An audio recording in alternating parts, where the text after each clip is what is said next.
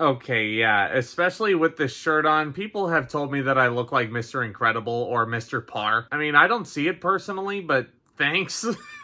Thanks, I guess.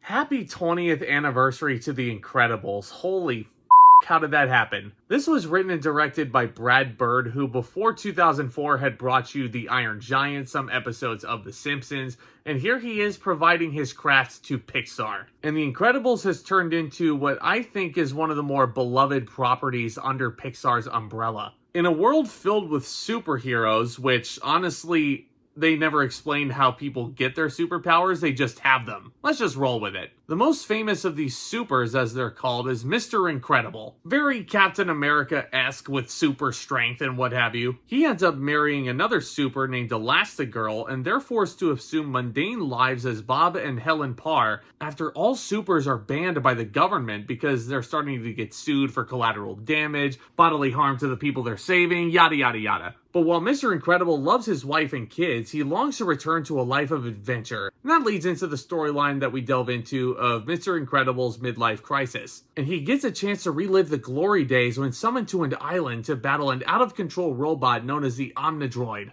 And a villain named Syndrome is involved, and soon Mr. Incredible is in trouble, and it's up to his family to save him. I remember that Thanksgiving 2004. We had family come down to visit. It was a huge family gathering. We all went to the theater, and we saw The Incredibles, and we were all left in awe. And then we bought the DVD, and man, I was watching that thing like there was no tomorrow. So I know The Incredibles quite well. Does it hold up as one of the best Pixar movies I think of all time? I think this movie definitely has some things that are holding it back, but this is still one of my personal favorites, and I think that's a huge credit to Brad Bird. This is the first Pixar film to really be centered around human characters, which is something that we never really saw up until 2004, but they're still animated and designed to look like cartoon characters. It's almost like they're leaping off of a comic book page the way Brad Bird is designing them. It's really cool, and every single character design is so distinct, so memorable, and the movie is very wise in that even though there's still a lot of color that pops off the screen, it still has a lot of gray tones underneath it. And that's to basically accentuate the fact that all of the color has been sucked out of Mr. Parr's life. And there he is sitting in a cubicle working in insurance. He's working in insurance for a really short guy who's voiced by Rex from Toy Story, or the inconceivable guy from A Princess Bride. It's inconceivable how these people are experts, Bob! Well, and speaking of the voice cast, I think everybody they got for this movie was really great. Craig T. Nelson voices Mr. Parr. He is so freaking intense when he needs to be, and he's so very tender and calm also when he needs to be. He feels like a legit father. Like, you buy him as a father who's going through a midlife crisis. He's really great in this. As is Holly Hunter as Helen / Elastigirl. Like, her spirit and her spunk is undeniable here. I think she's especially strong when she's going out on this plane adventure with Violet and with Dash, both of whom I love. I love learning more about these kids, and I love seeing their superpowers being used in everyday situations. And I love Jack's psychotic meltdown at the end. It has me cracking up every time. That it honestly just makes me wish that more of this original Incredibles was about the entire family. Because that's something that I feel like has always held this original Incredibles back from being something truly great. It was more so focused, and it was a much bigger fan of the midlife crisis storyline with Mr. Incredible. Which, don't get me wrong, a lot of that stuff is really good. Like when he's lifting up his tiny-ass car that doesn't work anymore, and you see the kid on the tricycle just looking at him in awe. Again, that scene has me pissing my pants with laughter. It also has me busting up when he's going undercover and doing side-hustling superhero work on the side, alongside Frozone, voiced by Samuel L. Jackson, and boy howdy, nobody else could have voiced this part. Like, just look at this man's facial expressions, and you cannot tell me that that's not Samuel L. Jackson. Freeze! I'm thirsty. And hey, have you guys ever heard about those do not sing videos, those do not sing challenges where you always lose if you hear a popular song? If there was a challenge where you were told to not quote scenes from movies word for word, and then the super suit scene was attached to one of those playlists, like, I'm sure 99.9% of you would lose. Honey, where's my super suit? And you know what the funniest thing is you never see Honey actually on screen. And she's still one of the more memorable parts of this movie to me. Speaking of memorable, you want to talk about Syndrome? What a great villain. And what a funny villain also. His origin story is honestly so sad. The fact that he was Mr. Incredible's #1 fan, Mr. Incredible wanted nothing to do with him and his inventions.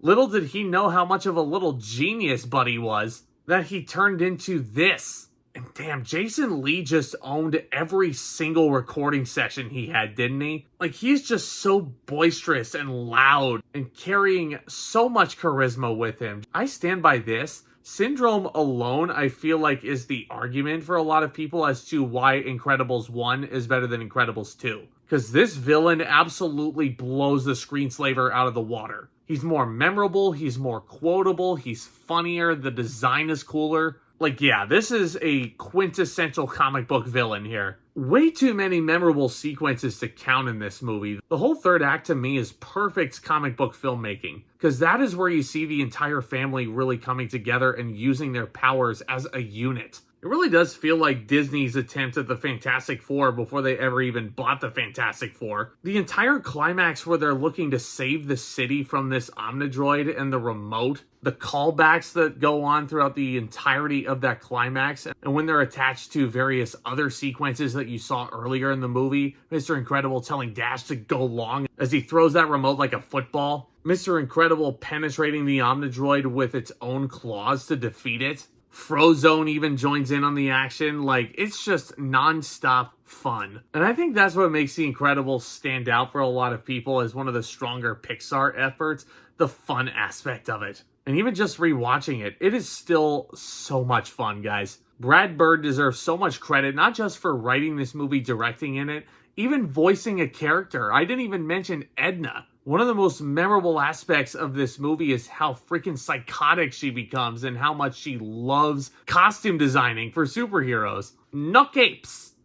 Nutcapes. Do you remember Thunderhead? I think if this movie took less of the focus off the midlife crisis, which isn't even a bad storyline per se, I think you definitely have one of Pixar's top 5 movies. But as it is, The Incredibles is still a freaking blast. Retro-futuristic vibes here, human characters for the first time in Pixar's library. This is one that you dare not to miss. I'm going to give The Incredibles an A. Happy 20 years to one of the most beloved Pixar movies out there. Let me know what you think of The Incredibles down in the comments. Is this your favorite Pixar movie? If not, what is? Lots that we can discuss over here on the channel and then some. I'm still trucking through a lot of Disney's catalog here as we go through this. Hit that subscribe button if you're new. Tap on that thumbs up as well. There is no shortage of fun topics to be had here in the cinema world for us to talk about. Y'all are the best, guys. Thank you so much again for tuning in. I hope you have an incredible Thanksgiving. And with all that being said,